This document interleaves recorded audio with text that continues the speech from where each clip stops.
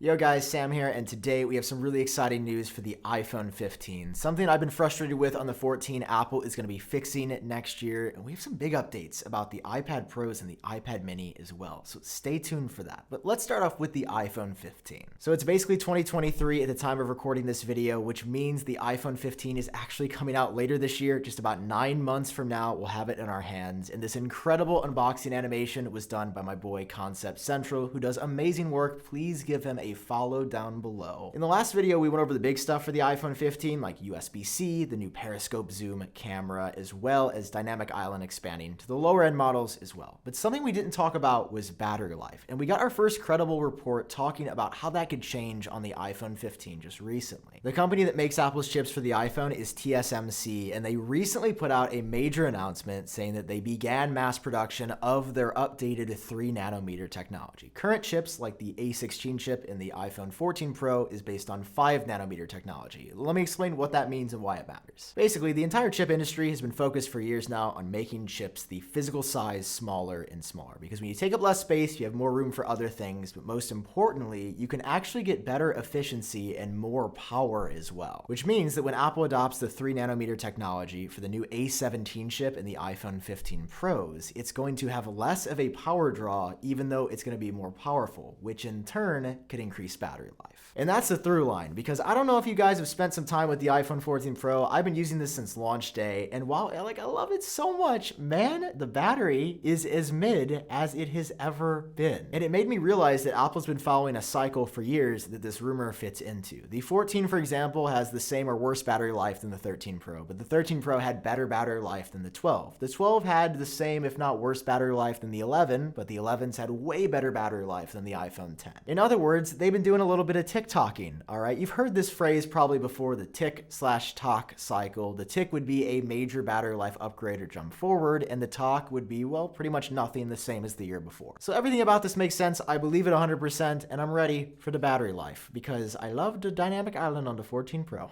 But man, if this phone dies one more time before 10 p.m., I'm going to end it. Now, moving on to this next bit of iPhone 15 news, there's a chance that Apple could actually lower the prices for the non-Pro iPhones next year, which I know sounds insane and unrealistic, but apparently the iPhone 14 Plus, which is that new lower end model, well, according to reports, it's just not selling well at all because it's $899, and when the 14 Pro is just $100 more, I mean, yeah, who wouldn't upgrade to that? This has apparently been really concerning for Apple, so they're looking at a price reduction for the 15 Plus when it drops next year, and I certainly won't believe it till I see it, but at the same time, I feel like it could be the only way to save that model. Okay, let's move on to the iPad news, because you know how we've been hearing about larger iPads for a couple of years now, or at least it's been an idea out there. Well, it's actually happening. According to Ross Young, Apple in 2024 is making a couple major upgrades to the iPad. Number one, Apple is bringing OLED screen tech to both iPad Pros, which has been in the rumors forever. It means you're going to get those crazy good black levels and stunning vibrant colors like we have on iPhone screens. And number two, the iPads are getting a bit larger, with the screen sizes increasing to 11.1 and 13 inches respectively, which, if you're paying attention, means they're getting 0.1 inches bigger.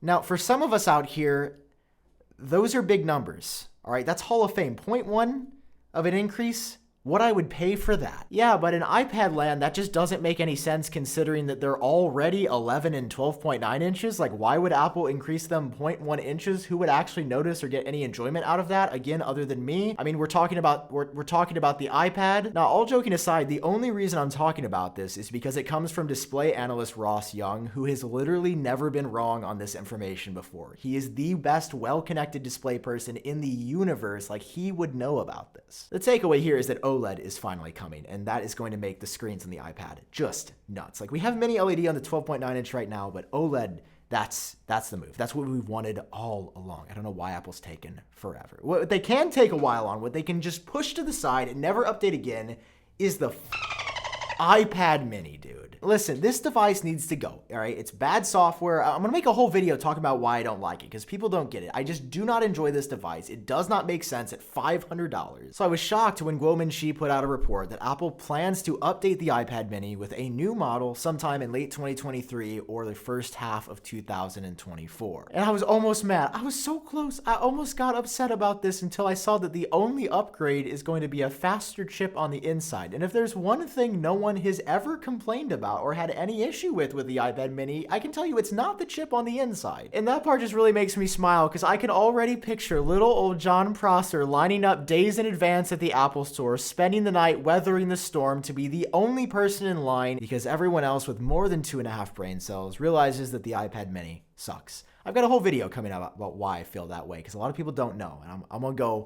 go in on it. So stay tuned for that in like a week or two. I love you guys. This is the last video of 2022.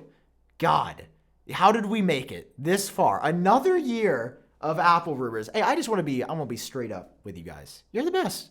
Thank you. I just really appreciate you guys, and I'm working on some major stuff for 2023. Not only with the channel and more renders.